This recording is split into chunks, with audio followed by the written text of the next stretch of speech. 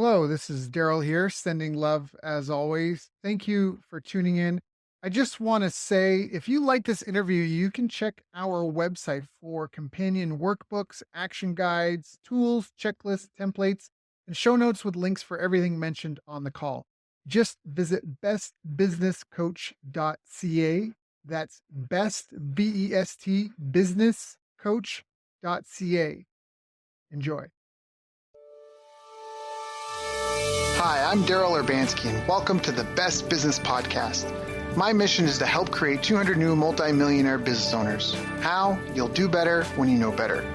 In my interviews, you'll hear from self-made millionaires, seven-figure business owners, authors, and world-class experts sharing how they did it so you can too without experiencing the same obstacles they did. Now, if you like this interview, please share it with a friend you think will benefit. They'll appreciate it, and I will as well. You can also connect with me on social media. Look for Daryl Urbanski, D-A-R-Y-L, Urban Ski, U-R-B-A-N-S-K-I, and add me so we can be friends. Now sit back, relax, and enjoy what I've prepared for you right here, right now. Hello, everyone. Thank you for joining us. My name is Daryl Urbanski, your host as always, and today we are joined by an old friend and video marketing expert, Casey Zeman. Casey is the best-selling author of Build Your Audience with Live Video, the founder of the webinar platform Easy Webinar, and the new Periscope analytic and marketing software Fullscope.tv. With over 6,000 Easy Webinar customers and thousands of Fullscope users, Casey has figured out what works and what doesn't in the ways of webinars, live broadcasts, video, and what truly makes an engaged audience. He's also consulted with companies like HarperCollins, Estee Lauder, and Dell on video marketing strategies and lead nurture funnels using webinars.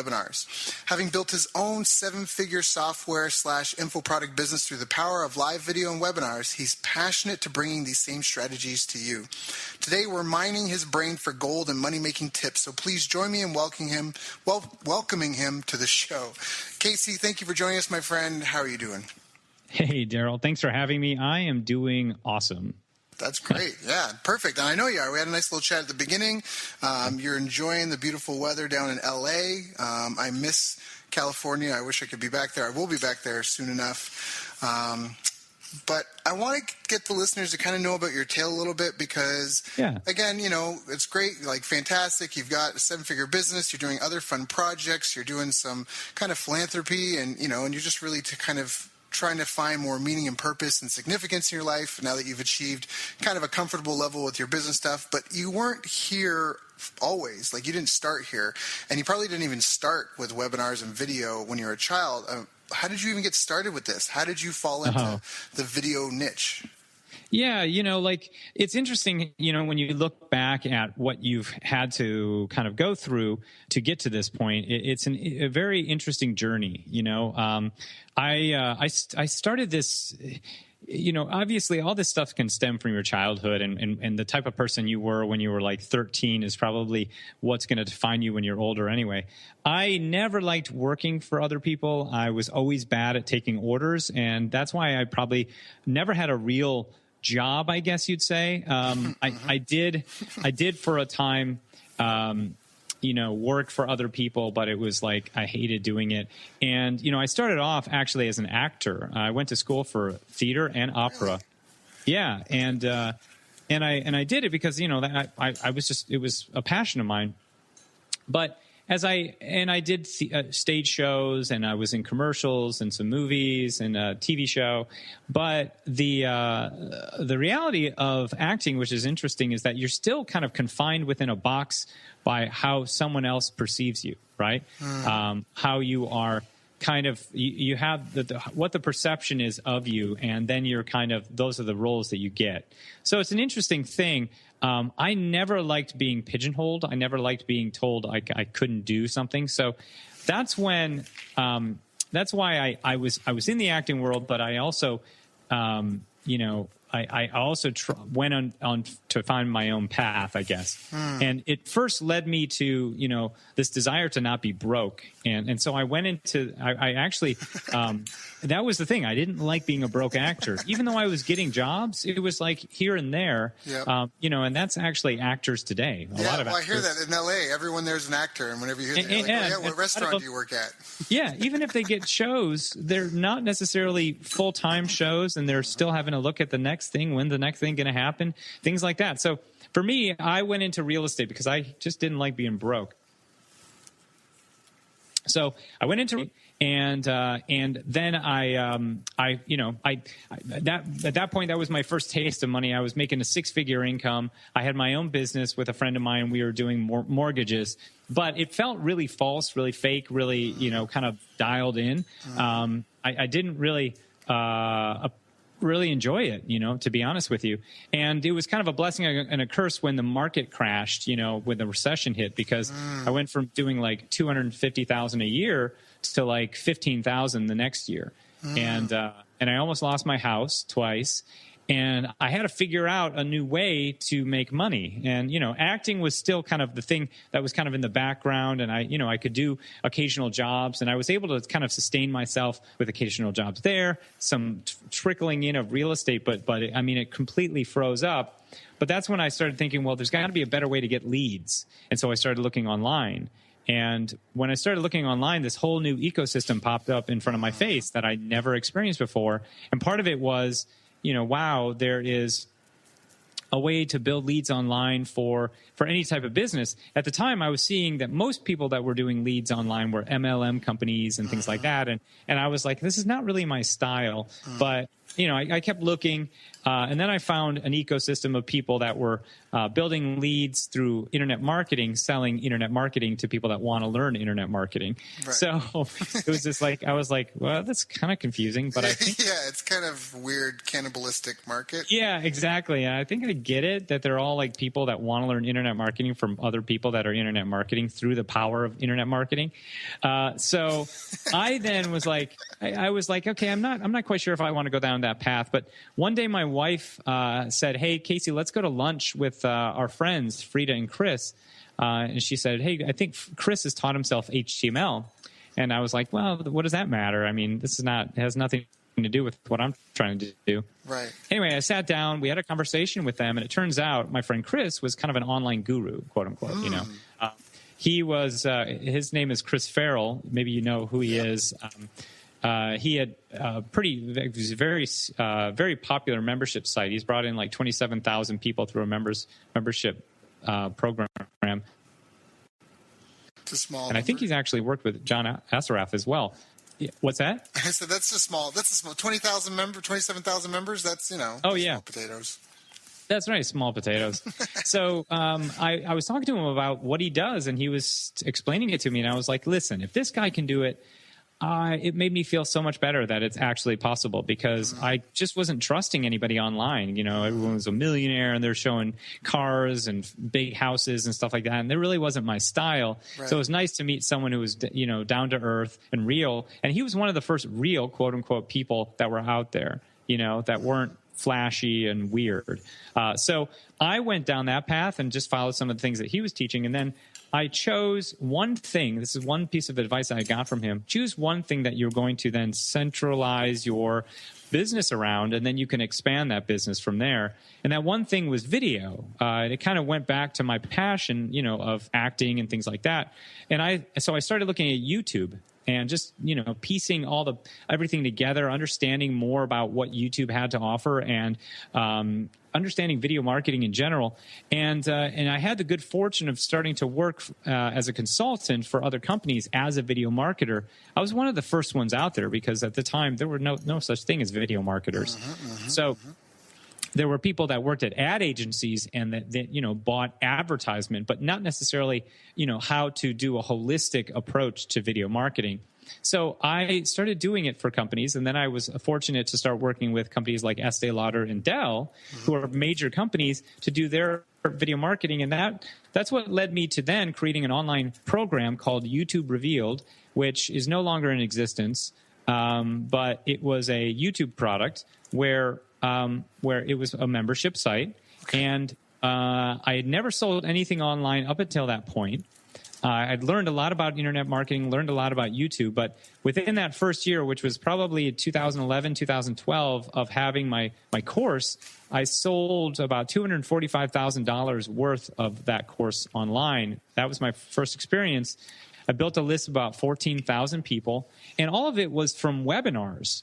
So I started doing webinars with joint venture partners and things like that, and I started to see the power of this stuff, and that's when things kind of started to click in a bit more, and that's when also webinars became something of a passion for me as well, because it was this evolution from video into live video, this live webinar experience, this presentation, and so that's when the start of the software Easy Webinar started, because Easy Webinar, it's just I saw that there were things called automated webinars out there, but I wanted to create something that was an automated webinar for WordPress, and that's when we kind of started down that path.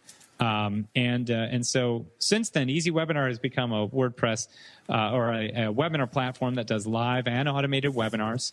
As I said, we have 6,000 customers, and we're about to roll out our new version at some point soon here.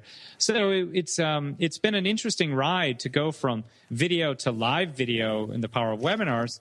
And now I'm a huge fan, a huge advocate of what these live broadcasting tools such as Periscope or Meerkat. Meerkat's kind of dying out, but Periscope, these tools that are streamed from your phone, right? These live broadcasting tools, and that's kind of where my passion is now. It's kind of in the live video experience, live video, but also video experience, and that's kind of where I focus a lot of my attention now. Now, I want to ask about that, because it's funny, because you like you said, you did as much as you really grew with webinars, and then you built the platform, and then you got into automated webinars, and now you've switched over to these other live platforms. I just want to know, can you speak a little bit about that? Because I know some people have done a ton with webinars, and some people swear by automated webinars, some people swear by live webinars, and some people swear by live broadcasting. And I feel like, you can maybe say that live webinars and the live broadcasting are similar, but I think they're still a bit different, because a webinar is kind of more of a packaged presentation, where Periscope, is my understanding, is more just like kind of raw, like live TV footage. You know what I mean? Yeah. So could you maybe speak to each of those, and I don't know, just for someone who's listening and they know that they want to get into video, they know it's really powerful, maybe they're afraid of the setup and the tech, what's the benefit of each? Should you start in one place and go to another?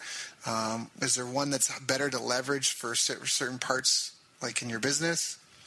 Yeah, so this is a great question, and this is kind of where my focus is, using the power of live video to build an audience, using things like Periscope, and then driving that audience into something like a webinar or an automated webinar, or even just any type of sales funnel like a mini course that gets those people from the ecosystem of that live broadcasting tool like Periscope into your own marketing and ecosystem, so onto your list, essentially.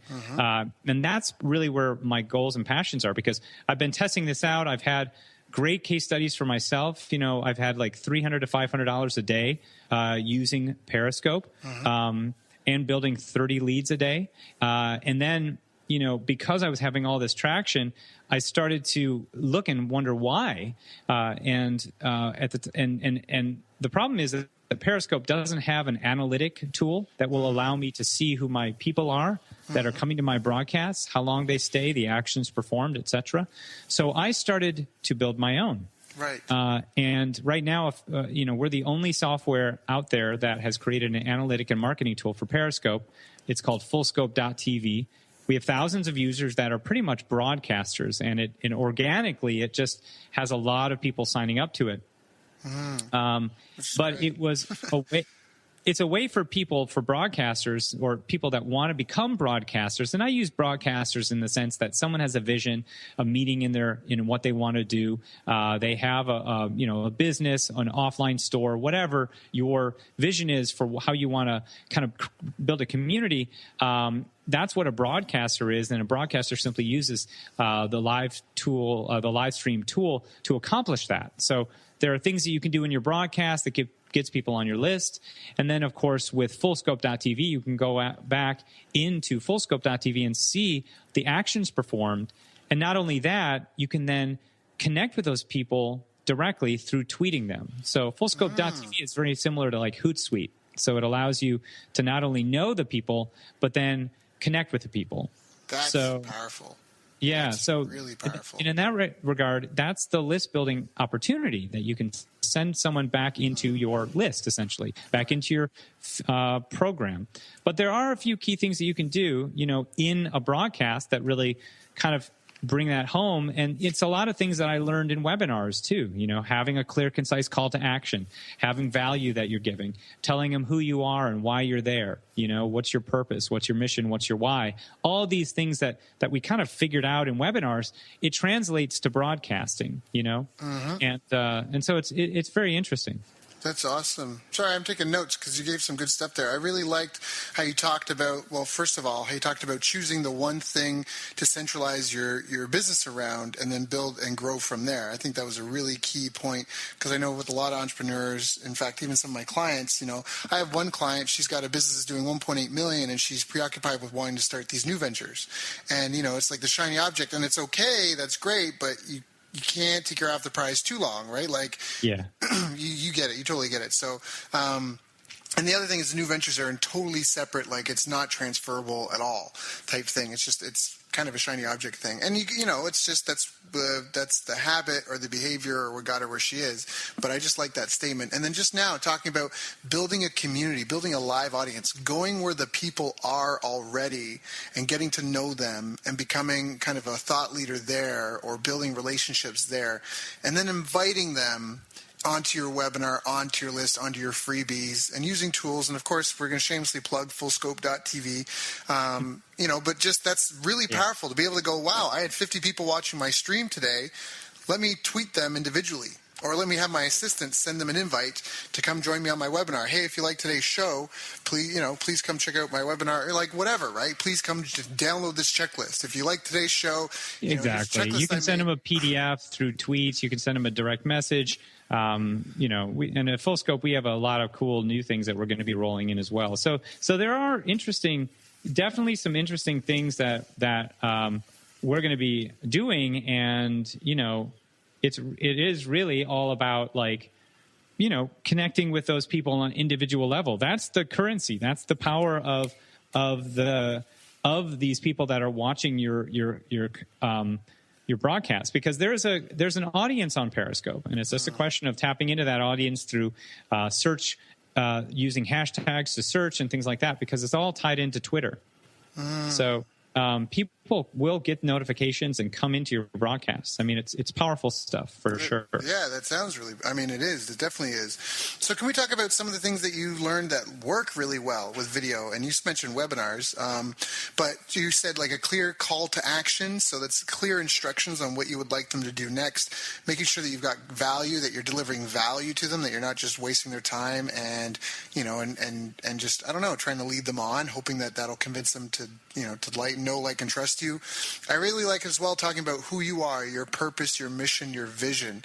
Because again, you mentioned connecting with people on a personal level, and that's a powerful thing. Video is almost a way of opening a portal and have someone joining you in your room where you can see their facial expressions, their body language, right? Already with the audio, you get tonal intonation and pacing, but it's just a really good way to connect personally. It's, everything's kind of it's a beta version of face-to-face, but it's still really powerful compared to trying to communicate with email only. So what are some other things that you can tell us? We have people here that, again, they're video marketers. They're like, what do I need to do that works? What are some other ways that that can help them do that, to build community with video and connect with people? Well, interestingly enough, it really is about finding a bit of a structure in every broadcast that you do. But at the same time, I also find that having vulnerability and transparency in your broadcasts are really powerful, or in your videos in general. So I always look at kind of a mixture of campaigns. Like, you should have valuable content that you're sharing where it's truly there to serve the audience, where they're like, my biggest pain point is this. You answer that pain point and you tell them where they can learn more. So you have, a clear call to actions at the end of it where it drives them into like a landing page where they can sign up for more. This is kind of direct marketing at its finest, and that is the power of what video and live video can do. But at the same time, you don't necessarily always want to show that. What I tend to do is I like to have kind of different styles of videos or different styles of presentations or video or live video that I put out there. So whether it's, sometimes, so it's going to be me providing value through training, but also it's something I call vlog style of video. So it's like, the video blog, vlog style is kind of like where you show a little bit of who you are, the culture of your life, right?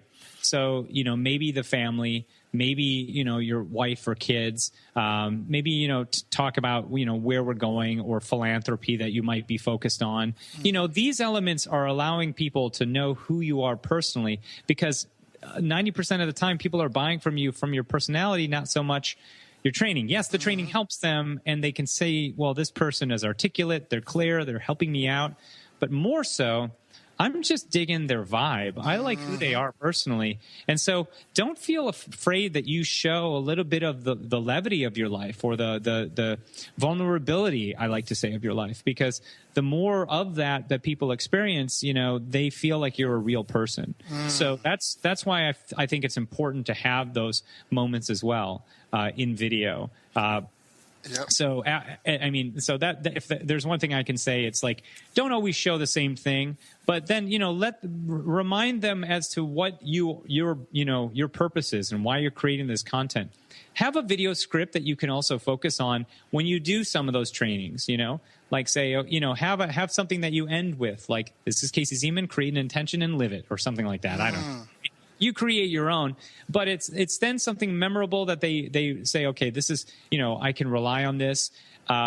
Also consider having a pretty consistent video schedule, video creation schedule, or broadcasting schedule that you can do every week.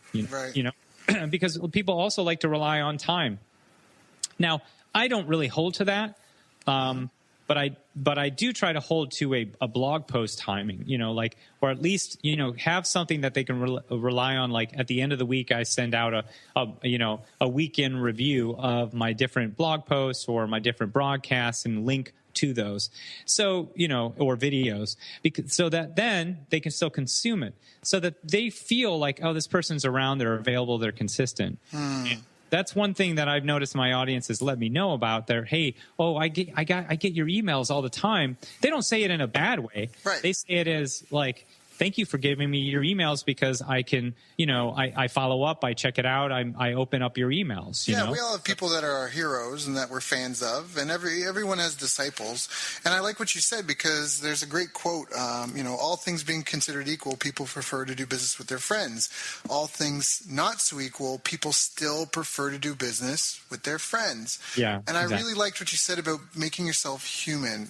To bring this home, actually, I did a consultation yesterday with a guy that I know. He did really well with the company, sold his shares, made $5-6 million, and he's got some new ventures that he's working on. And so yesterday, my girlfriend was with me, and we were in Toronto, and we sat down and had lunch with him. And I told her before that we were going to go meet this guy, and she'd done some research. And after, when she was like, "Wow, like he really seemed real, like he seemed like a real human," and that was funny for me, because I get people like you on the phone or the podcast, and right, like for me, like of course I know you're real people, but I think that's really true. Sometimes, and when you're put in a position of authority, or if someone's looking up to you in something, there's just a tendency to like there can be a gap, like they're there and I'm here. But when they learn more about your life and who you are and things that you have in common, suddenly, like you said with your friend, when you were with Chris, you're like, hey, if he can do it, I can do it. So in a lot of ways, you can even help your audience by becoming more real and human with them. Is that correct? Would you agree? Yes, I think that people aren't stupid. They want to know who you are. Right. They can see through the bull. So show them your life. Be transparent as you can. Be controversial if you want to. Just give them something that they can know a bit more about you. Maybe know your politics. You're not going to please everybody. Right. And that's one of the other things I learned, is that you shouldn't try to please everybody. You should have a little bit of clarity as to who you are. because you're always going to be faced with it. People are going to question who you are, and they're going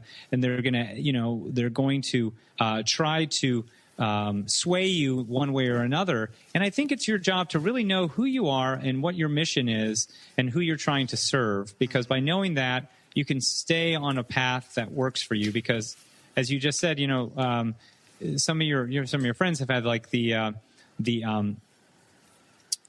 shiny object syndrome, or hey, I'm working on this thing or working on this thing, and yeah, maybe we should create this business venture.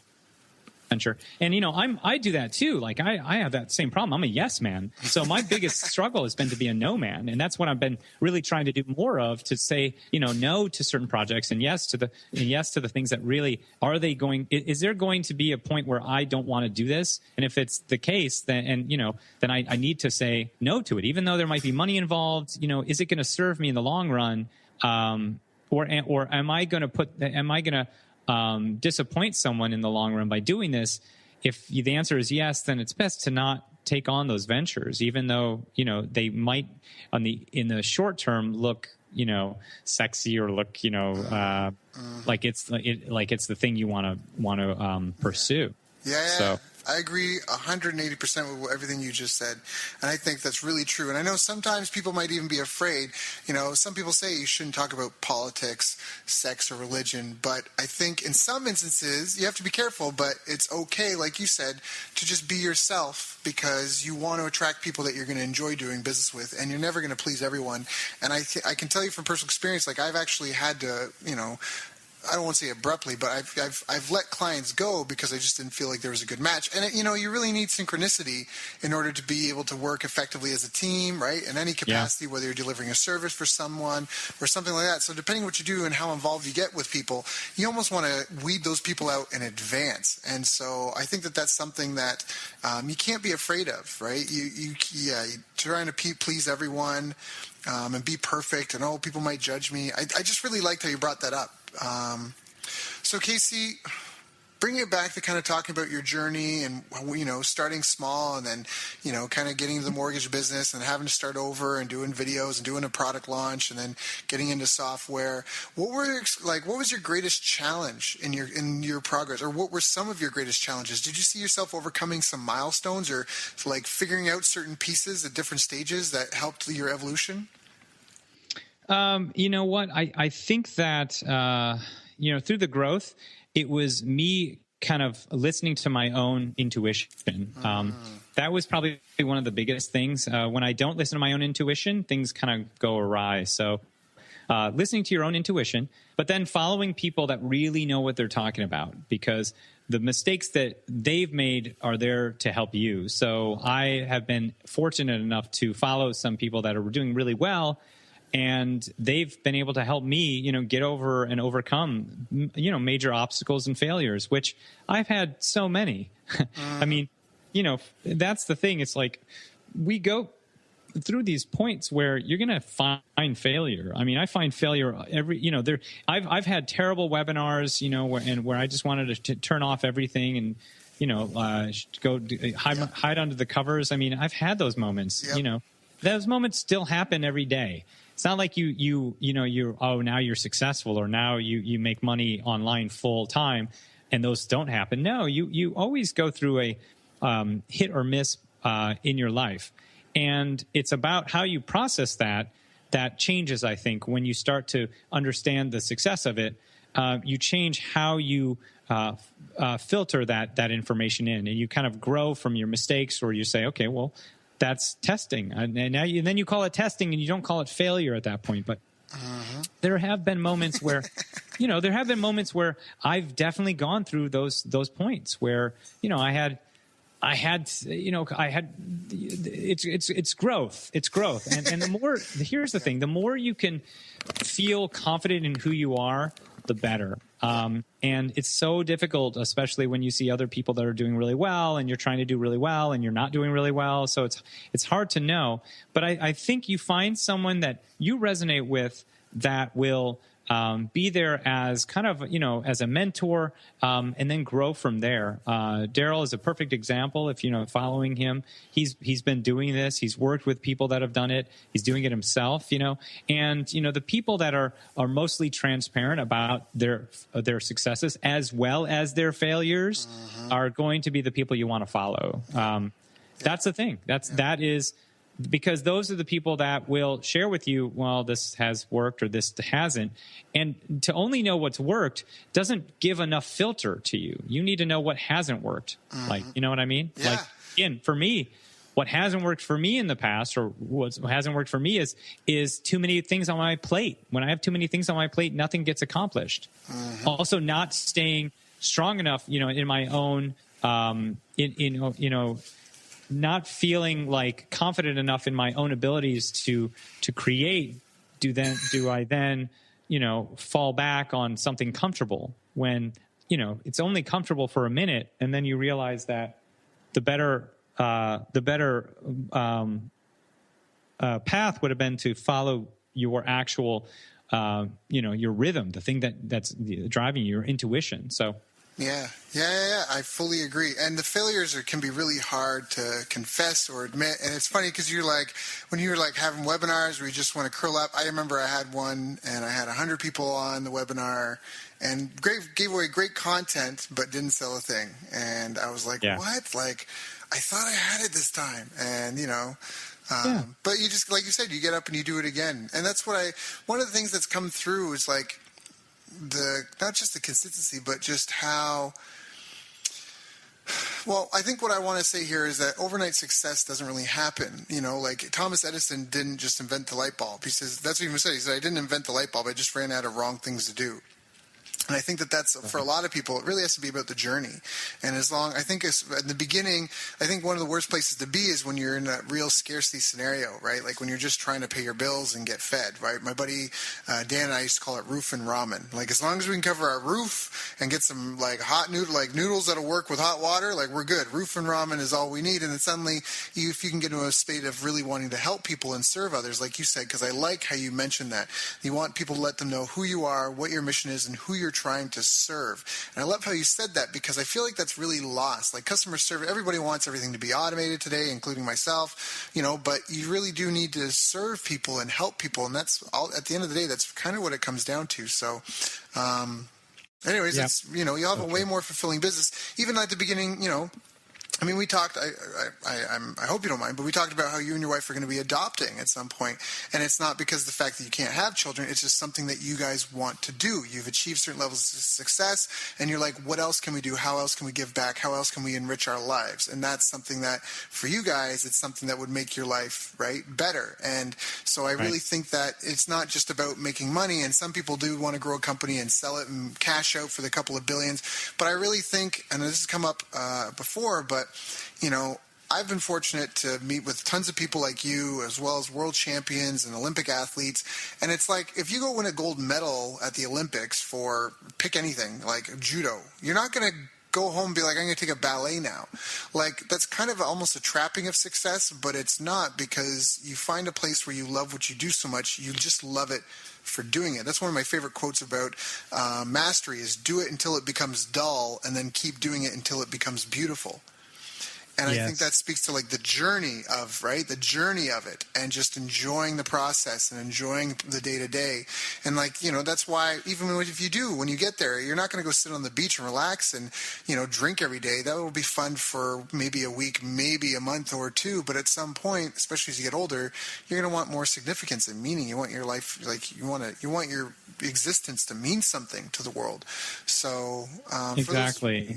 So I just love, because it's just simple truths, but they're really profound truths, and there's nothing that's get rich quick in this. There's nothing that's push this button and money's going to fly out. It's get to know your audience. I mean, the only thing I can say is that webinars are literally the way that I make money, mostly from webinars, even automated webinars. I mean, they convert even higher than my mini courses. I compare the two with Facebook traffic and Facebook ads, and one is 8% and one is 11 to 15%, and the automated webinar is 11 to 15%. I mean, if I had to like say, okay, what tangible basically works. Facebook ads really work. Tweaking some of the Facebook ads, getting people onto a webinar works.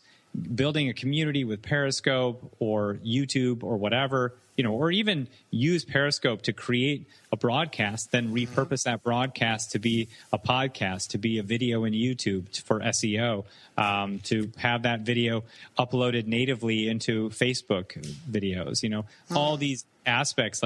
That's tangible stuff, but it's more so the mindset stuff is the biggest pain point that I have or I had more so than all of those, or the accountability to get some of those elements done. Right. That's the other aspect, being able to say, I'm going to focus on this and do it, because we have so many distractions in our life. And that's probably one of the bigger things I can do as well. I'm a huge procrastinator, or have been. So you're like, that's why I do automated webinars. Yeah. So the accountability factor, or the coming in and saying, okay, I'm going to accomplish this. That is, it's like one of those things you want to work on. Like, one of my biggest problems is, as I said, procrastination, even though, when you look at it, I have Easy Webinar. We're coming out with a new level. We have Fullscope.tv, which is a brand new software that came onto the market. We're building our list very fast every single day. On the outside, it looks pretty good, but there are projects that I've wanted to create that I haven't. And in that, I have a procrastination issue. So I beat myself up about it, but at the same time, you have to allow yourself to feel your successes when you have them, but not rely on your successes. So that's why I never sit back on any laurels, that I may have. I try to always push forward and kind of look at the bigger picture and the bigger goal, because the bigger goal is, the more money you have and the more influence you have, the more impact you can make onto the world. Yeah, I agree wholeheartedly. So let's dive into something that you said, because my ears perked up and it sounds like some good money-making info. So let's talk about this a little bit. You talked about Facebook ads to a webinar and how your webinars are still your top converters over your mini courses and pretty much anything else that you've got going on. And that your automated webinar, and I love that, because the sales letter, people don't know the history of sales letters, but short recap on the history of advertising in a nutshell, as I like to describe it, and it's not necessarily perfect, but I think it makes perfect sense, is back in the day, unless you were a tradesman, that, carpenter or something, or a farmer, you were going door to door, knocking on doors, trying to sell your wares, whatever it was, whatever the invention was you created. And so one day we have a sales guy or a business owner who's going door to door, and he's got a pregnant wife or a wife with kids, and they need to buy clothes, and she wants to go on vacation. They need a bigger house. He's trying to figure out, how do I get through more doors in a day? And he realizes, hey, every day I go knock on a door, I go through the same spiel. And maybe if I wrote it down, I could pay a little boy to run ahead of me and deliver these, and then when I get there, I can get through them quicker. And so he does it, and he hands them out, and he realizes that sometimes the boys are coming back with money, and sometimes the boys are coming back with questions. So he keeps updating this letter until eventually he's attached an order form, and he's not even going door to door anymore. He pulls into a town, has all these boys deliver all these letters, they come back with the orders, and they take the product back to the owners. And that's kind of the evolution of sales letter. That's actually the evolution of advertising. A lot of people don't get that, but that's how advertising in a nutshell and evolved. And so now you've got sales letters where it's a written explanation of the product and the story behind it and why it's valuable and why it's a great deal and why you need to buy it now. And that's kind of, again, modern advertising. And even the internet is a direct response medium. I'm not a big fan of brand advertising, but what you mentioned with automated webinars, which I love, is you said that your automated webinar actually performs better. And I love that, because it's like you've recorded yourself at your best. If you're a sales rep or whatever, even when I had my martial arts school, at some point in time, you had to sit down face to face with someone and talk about the memberships that you had and what, the packages that were available. And that was a sales presentation. And I might do that 4 times in a day. But if I could have caught myself on my best day and my best mood, when I was fun and entertaining and lively, and if I could have recorded that and then just had everyone come through and see that, my conversion rates probably would have been higher. So can you speak to that a little bit? I mean, it sounds like Facebook ad to webinar equals money for Casey. Well, yeah. So, the ability to be able to fashion automated webinar that's done right, that's not spammy, that's not like lying about it being live, that still has engagement and interaction, and the ability for people to comment, and then you can still respond. I mean, all those are great parts of what defines a good presentation in an automated webinar. So inside my presentation, I've set it up to where I create really quality expectations of what they're going to be getting in the webinar itself, and I take that opportunity over the next. Mine's pretty long. It's like 2 hours plus long. That I take the opportunity to not only tell them my story and why I do what I do, but also give them really, really, really high quality content that they can take notes with, and then finally finishing it up by having an irresistible offer that just makes more sense for them. And the people that really, makes a lot of sense for, take it on. The others that don't, it's still valuable content that they take away that they can apply then and say, hey, Casey's awesome. He still applies great content. I love what he's doing. And they become still a fan anyway. So, it doesn't necessarily mean, money is not the overall barometer of someone loving you or not. Right. Some people will come in later on. So I think it's all about the quality of the presentation and then, of course, the follow-up. So so even if people don't buy from my webinar, I oftentimes have different sequences that go out based on that action performed. So if an Easy Webinar has the ability to do that with Infusionsoft and soon to be Ontraport and a few others. So so it's kind of cool that, you can follow up with people that take specific action. And that's, that has a specific feeling to them. They're like, okay, well, this person is, talking to me directly. And, as I said, it really is all about how you set up the presentation. And my presentation seems to do a little bit better than the mini course. But then again, the mini course, what's nice is that if people come through the mini course, which is all about webinars, and they don't buy, I send them to the automated webinar. And in turn, for those who come through the automated webinar, if they don't buy, I send them into the mini course. Because here's a good bit of insight: the more people consume from you, the closer they are to purchasing from you. Right. So, right. The more they can consume, the more blog posts you create. It's just the closer they are to being one of your customers, right? Moving them through being someone who is on the, looking from the outside in, to then being a fan, to then saying, you know what, I'm now going to make that next level commitment and become a customer. And, it's up to you to just really express your value to them or express how you want to help them with what they're doing. And, it's not really about making the sale right away. Initially, I mean, yes, that's great, but if you create a consistency in your marketing and in your value that you give, people eventually come around and buy. I love one of the things that you brought up was how the more of their content that they consume, the closer they are to being a customer. Drayton Bird, who's an old school direct mail kind of legend, he says the purpose of business is to locate a prospect, to turn that prospect into a customer, and then that customer into a friend. And I love that because it's just like we say, the more your content they consume, the more comfortable they are with you, the more they get to know you. And it's the same thing. It's not even necessarily about money. If I'm like, hey, I'm let's go see a movie. I'm not like, hey, Casey, do you have $30? I need $30 from you. Can you give me $30? That's only $30. I hope you don't mind. It's $30, right? Like, It's not. It's about, hey, let's go do this. Let's go see a movie. And then the money is just a byproduct to help get you there.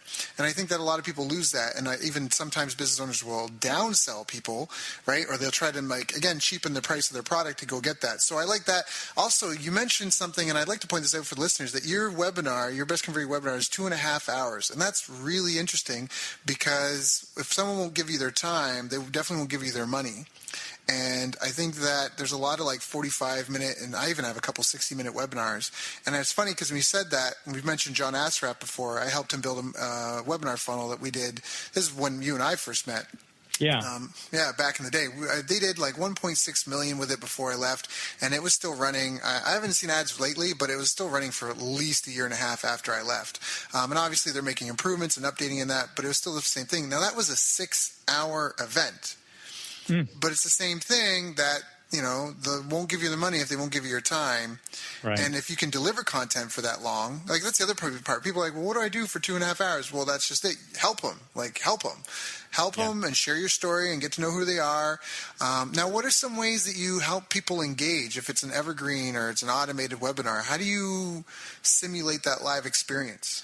Well, by the end of the event, I try to have a Q&A session, but, I really make a clarity in the beginning of the event that if I'm not able to answer questions that you may have, I will be answering some questions at the end of this presentation. Mm-hmm. Someone will get back to you, whether it's on this while this presentation is going on or after via email. So if you have a question, we're still going to respond to it. So I set that up early. And now people aren't he's not answering my question. And my team or myself will go in and respond to any question that's asked during an automated webinar. Right. And by creating that, it's like I'm kind of handling that objection early on. So that's kind of one thing that I tend to do. And the other couple elements is that, I just try to provide as much value as possible. I don't really pull out any stops. I pull out all the stops is what I meant to say. I kind of give the best stuff I have. And, a lot of people are terrified of giving their best stuff away. But I think at the end of the day, it's more important to give your best stuff away and have them really realize that, this stuff does work. And then they'll, again, as we already said, people will buy from the people, they know. I mean, that's even if you're giving them the best quality content, it don't feel like you're giving them too much. Right. Make the best quality content digestible, but the power of it is also answering their questions. So what I tend to also do is when I do live webinars, when I did a launch this last year, one of my best days was a 6-hour long, it's 4 hours, 4-hour long live stream event, where I just answered questions the entire time. Wow. Answered questions, and that was it. My hair was getting huge. I was like sweating because I was like, it's a long day, but that's it. I was just in front of my audience, answering questions, handling their objections, and they were coming through. And right. that was a good 6-figure day right there. That's awesome. Yeah, and you do that, that's what it's about. You share with them the community, and that's exactly what you just said. Like the longer you're on a presentation, some stayed to the very end. They were like, wow, I've been here since the beginning. Yep. I was like, good for you. Yeah. You are a diehard. I love you. And that's the thing. It's like, if you're making the commitment to them, they'll make it to you. And I love what you said about giving away your best stuff, because this is something that I struggled with. So first of all, don't be afraid of giving away your best stuff, because you just, again, when we talked about before, do it until it becomes dull and then do it until it's beautiful again. It's just, there really is, you will surprise yourself with the stuff that you will keep coming up with. So don't be afraid and think that you have to hold on to stuff. The other thing is, when a band gets the opportunity to play a song on national radio, they don't take their second best song off the CD and be like, we'll leave our favorite song on the album, hopefully so the buyers will find it. They give it away for free. And they give it to as many people as they can, because really where they make money in the music industry is at the live events, right? The concerts, when they're selling you $250 tickets. So for them, they want you to get the value. They want you to get familiar with it, because the other thing is, when you give away your best content, people are always going to have follow-up questions or need hand-holding or more advice. So that's a really great tip. And again, Casey, I just love your work, your business ethic. You're just really good values and morals. Now, what are some of the biggest mistakes you see people making, when they start to try and get their webinars up? Obviously, with Easy Webinar, you've helped tens and probably even hundreds of people get their webinars up and going. What are some of the biggest mistakes you see them making? Oftentimes I see them when they're doing webinars, the tech kind of gets in the way. That's the biggest thing, or the fear of doing webinars in the first place. And it's so simple that's really the biggest thing is like there's either things with tech wise that they're not quite familiar with doing, or it's like getting that actual webinar done. Because the technology is there, you can use the technology to do it, and if you dial it in, it can make you a living per year. I mean, I just got an email from one of our customers, Dale Partridge, who is doing some cool stuff with startupcamp.com, and he just said, Casey, since I've been using your program, I made $100,000. And he's only been using it for 2 months, so he's a believer. Yeah, exactly. It's like, but he put the time in, it's not an overnight thing. You have to, the biggest mistake I see is that people want instant gratification. They want to have it instantly up. And you know what, to be able to have a good dialed in presentation, that is time that you need to allow yourself to invest in, because you're investing. That's what it is. You're investing time and money into something that will eventually work for you. And it's not always the easiest road to take. And sometimes there are tech things that pop in the way, or sometimes your video doesn't work and you have to redo it, or there are all sorts of things that come that are stumbling blocks or road blocks. And it's really about how you handle those roadblocks and stay consistent and persevere. So I would say if this is something you're wanting to do, it's really about the consistency factor. That's just being on and allowing yourself that growth process to learning how to do it and how to implement it, and then and then finally having it work for you, and then testing to see what could be better. That's awesome. And that's it. I mean, it's not glamorous. It's unfortunately not glamorous at all.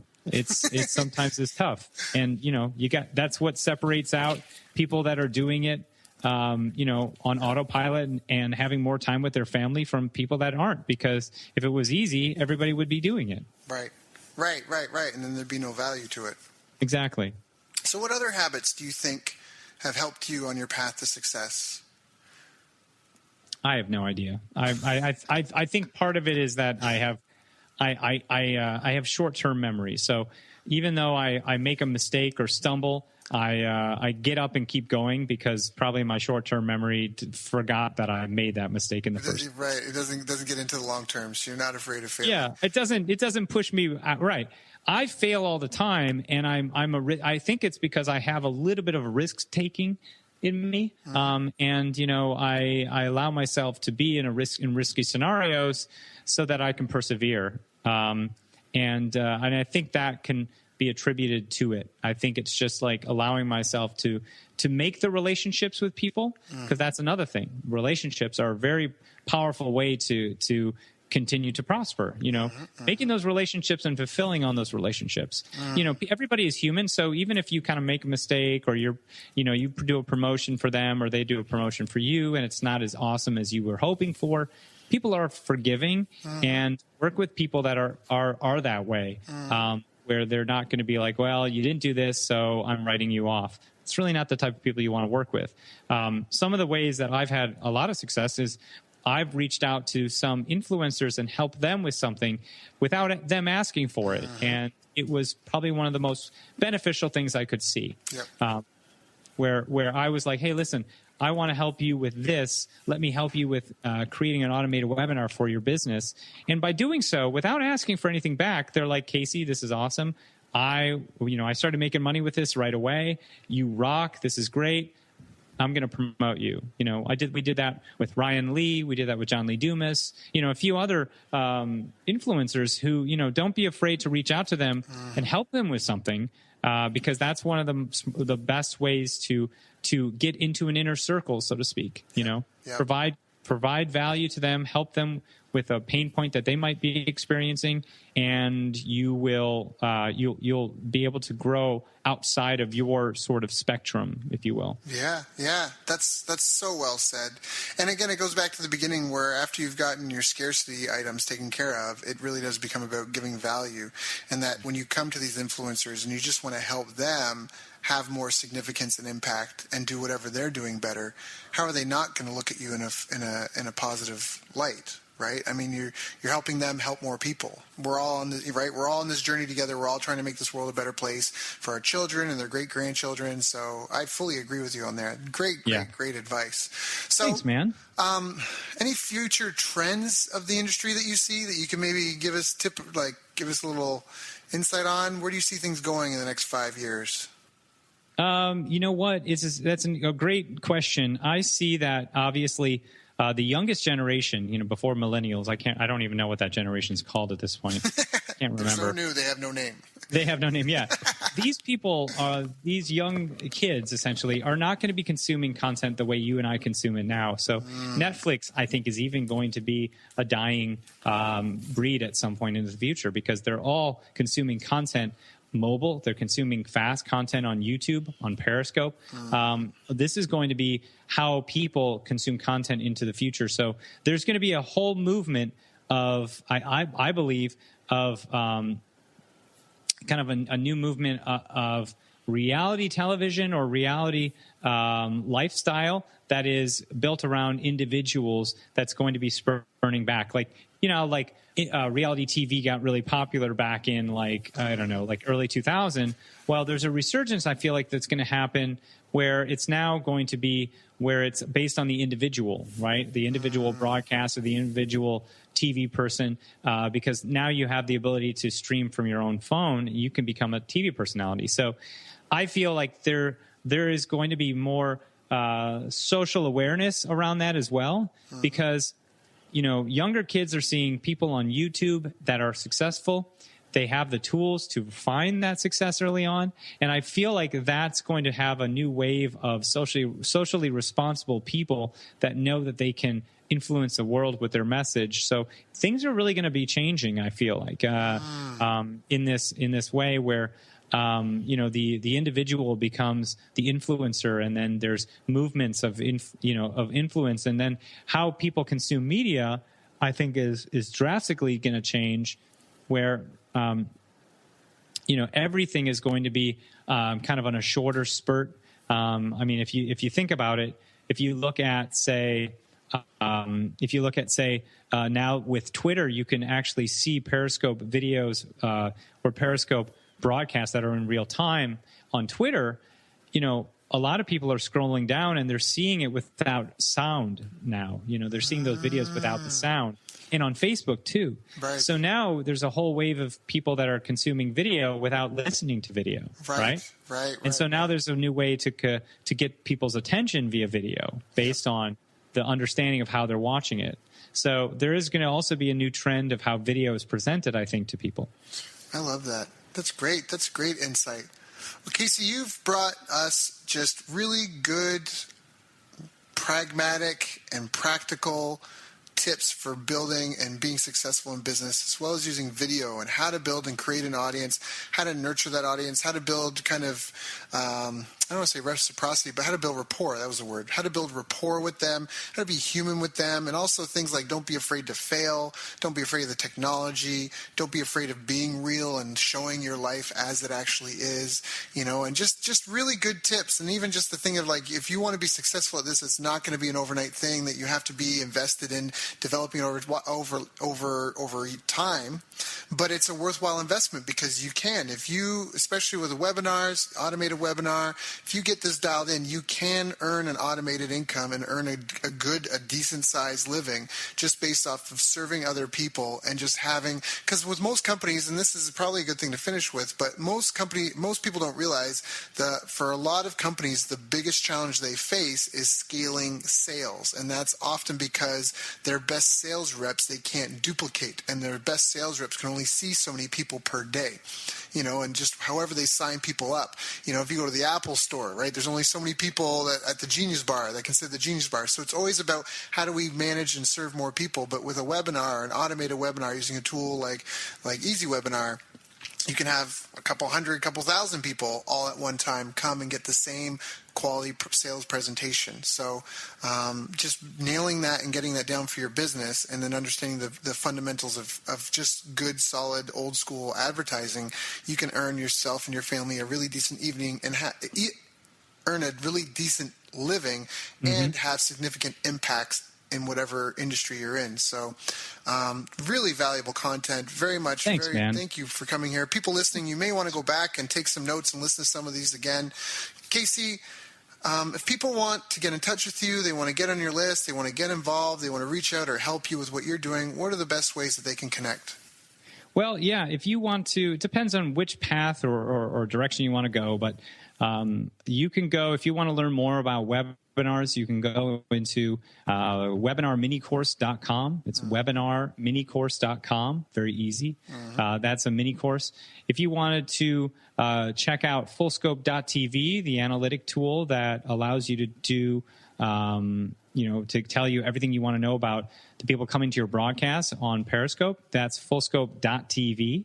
And both of those are free, by the way. And then if you want to learn just more about me, you can go to CaseyZeman.com.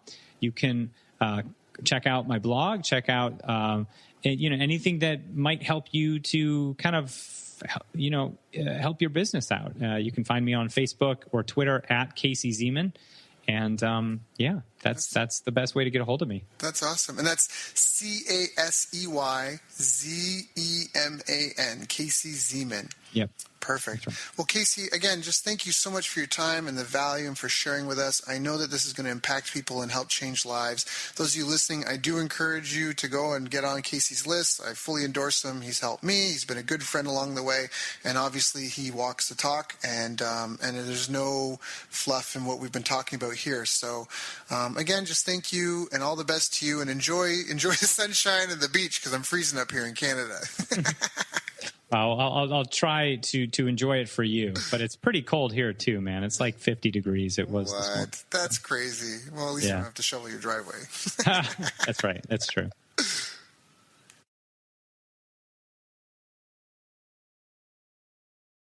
You've reached the end of our interview. Now, first, let me thank you for listening. I appreciate and respect you more than you'll ever know. And now I'd like to ask you a couple of questions. First, what 3 lessons did you just learn? What 3 aha moments just jumped out at you? Second, what can you implement for yourself and your business in the next 24 hours? Third, what can you give to someone else to help you with or give them to just do it for you? Whatever it is, remember taking action is the secret sauce to results. Now, if you think this interview would be helpful for a friend, please give them a link to it. It'll help them and it'll help me too. I'd also like to invite you to help me find out more about the challenges you're facing, your dreams, your goals, and how I can help you overcome what's holding you back. We both do better when we know better, and your success is my success. So please reach out and interact. You can visit our website, bestbusinesscoach.ca for Canada or California, where I'm from and where I'm living. You're welcome to also try out one of our paid programs. You can find us on YouTube, Facebook, and pretty much every other social media channel you can think of. You should also subscribe to the podcast, and if you're enjoying them, please leave us a nice review. It really helps. That's all for now. Once again, thank you. Take care of yourself, and remember, the world needs the best business you can build. And I believe in you.